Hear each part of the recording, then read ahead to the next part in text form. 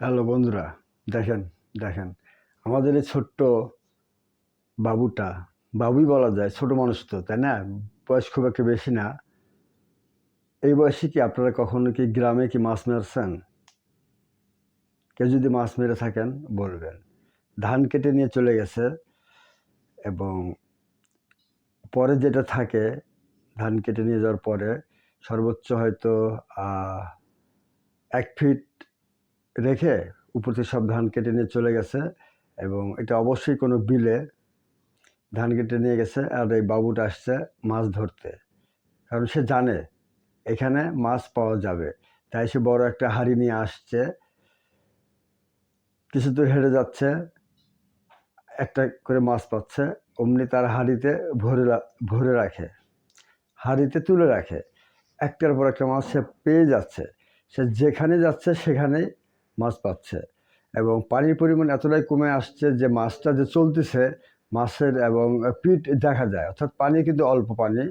এবং এই অল্প পানির জন্যই আমাদের এই বাবুটা মাছ মারতে খুবই সহায়তা আর কি করেছে তাকে। পানি বেশি থাকলে হয়তো ধরতে পারতো না।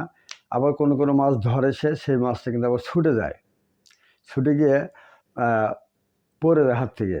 তাহলে সে অবশ্যই মাছ মারা কিন্তু এক্সপার্ট না, শখের বসে আসছে মাছ মারতে, বাড়ি থেকে হাঁড়ি নিয়ে আসছে। দেখুন 2 হাত দিয়ে হাঁড়িটা কীভাবে ধরে নিয়ে গিয়ে পানির মধ্যে দিয়ে হেঁটে যাচ্ছে, যেখানে মাছ সেখানে হাঁড়িটা রেখে আবার মাছটা ধরছে, আবার মাছটা হাত থেকে ছুটে যাচ্ছে, আবার একটা মাছ ধরতেছে, সে মাছটা আবার হাঁড়ির ভিতরে রাখতেছে।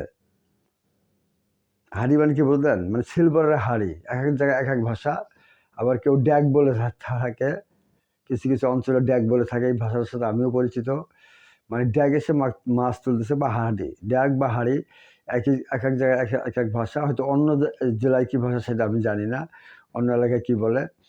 যাই হোক, তো এই বাবুটার মাছ মারা অসাধারণ, আসলে খুবই অসাধারণ। সে আর কি ধরতেছে এবং আমার কিন্তু খুবই ভালো লাগতেছে। কারণ শৈশবে ছোট এক সময় যখন আমিও কিন্তু একটা গ্রামের ছেলে, শহরে থাকি এখন। আমি ছোটবেলায় কিন্তু মাছ মারছি। এই জন্যে ভিডিওটা করতে আমার ভালো লাগলো, খুবই ভালো এবং খুবই চমৎকার। এবং এই বাবুটার সাহস দেখলে আপনি অবাক হয়ে যাবেন।